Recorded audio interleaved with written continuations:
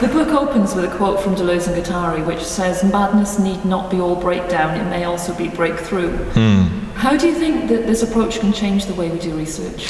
It's important to say, first of all, that the notion of madness is not a neurotypical humanist, person-centered notion of madness. It's, as I've been trying to describe, it's an approach which is eccentric, it's going off the rails, it's delirious, but it involves complex relationalities with others.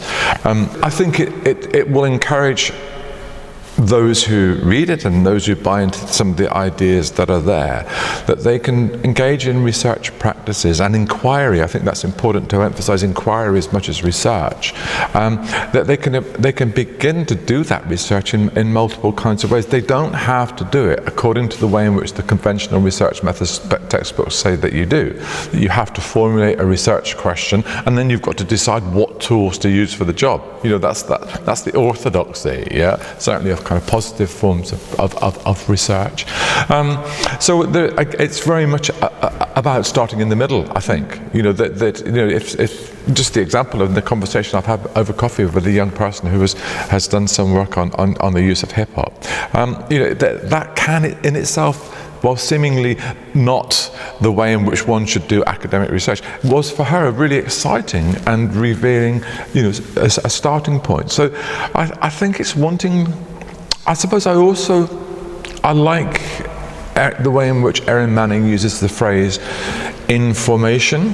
You know, so she puts a hyphen between in and formation, so that the information that's in the book is actually information. There's a sense in which I've tried to write poetically.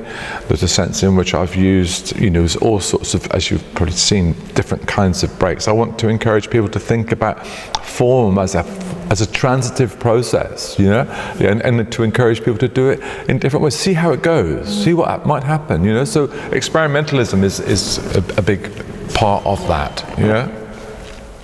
In your book, you describe selves as always forming, reforming, deforming in the constant play of eventuality. How should this consideration affect the way we carry out research? Well, I suppose that stems, for me, it stems from Deleuze and Guattari's idea that concept making is a creative act. That when we make concepts, we don't necessarily want them to solidify and stay fixed and discipline other people's thinking. So the idea of conceptualization is that it's an event. You create an idea, you have an idea about how to do something, and you, as I said, used the phrase before, you plug it in, you see if you can make it work in some kind of way. You know, what does it do?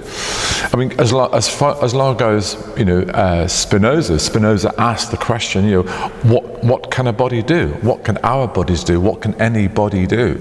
So I think that this idea of information that Erin Manning uses is really important for all of us. It's for me as a person of my years, yeah, to feel optimistic about putting your body on the line, of going in formation, of thinking about something in a completely different ways. You know, reading a book on quantum physics, well, I would have never dreamt of reading 10 years ago. You know, so I think that sense of fluidity and flux and transmutation that you find in the work of Deleuze and Guattari and a lot of other materialist post-human thinkers is really exciting, both in human and post-human kinds of ways. And I think, you know, it helps us to get out of the straitjacket of conventional research. Yeah. You know, because, you know, conventional research practices really demand of us that we collect some data. You know, we put it in a box and then, you know, we analyze it, you know, and that's, you know, that constrains, I think, rather than encourages us to think that the thing or the objects that we call data are always information, they're always shifting. You know, now you see me, now you don't, yeah?